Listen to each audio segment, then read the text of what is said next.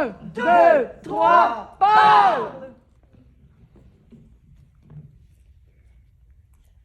On ne comprendra jamais la violence. Surtout pas celle faite aux enfants. Comment on maltraite, séquestre, bat un enfant. On ne comprendra jamais cette violence jusqu'à ce qu'elle monte en nous. Cet incontrôlable besoin de faire taire sa petite voix rêveuse, ses cris de joie et ses pleurs. Une échymose après l'autre, on l'embrasse. Une insulte après l'autre, on s'excuse de moins en moins. Et l'enfant pardonne de cet amour inconditionnel qu'il a et de cet espoir de nous retrouver calme et tendre. Comment peut-il nous pardonner nos éclats quand on lui reproche que ses rêves sont trop grands ou trop petits?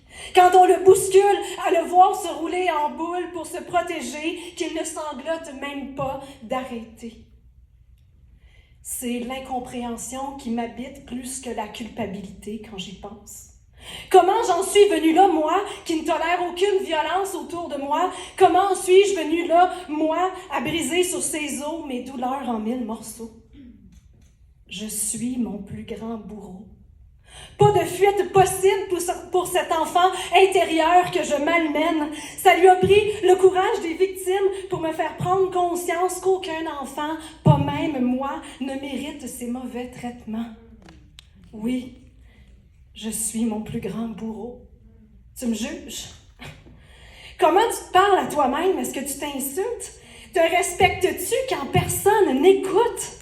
C'est sournois, à force de me faire violence, de me bâillonner, j'ai réussi à me réduire au silence, à croire que je n'étais pas assez, que je mérite mes malheurs, mes peurs, mes bonheurs, que je n'étais pas assez, que je creuse ma tombe une insulte à la fois. Comment ai-je pu me dire tout ça?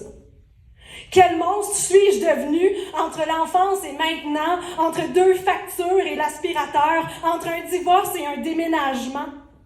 Pourquoi il n'y a pas eu ma photo sur un babillard anonyme? Pourquoi il n'y a pas eu d'alerte Amber? Enfant intérieur menacé par son adulte extérieur. Ma petite fille intérieure ne figure nulle part pour qu'on m'identifie et m'arrête. Qui lui a donné le courage, qui l'a ressuscité dans un ultime effort de la sauver? Mais la retrouver m'a émue.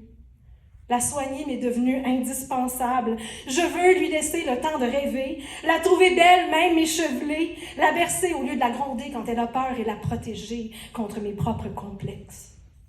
Je ne veux plus la perdre de vue, qu'elle puisse enfin se nourrir de mon quotidien. Elle tente de me refaire confiance, alors non, je ne subirai pas tes éclats. Je vais prendre soin d'elle et de moi en te disant « c'est assez » chaque fois qu'elle me rappellera que je n'ai pas à subir ça, ni de moi, ni de toi, surtout pas de toi. Wow!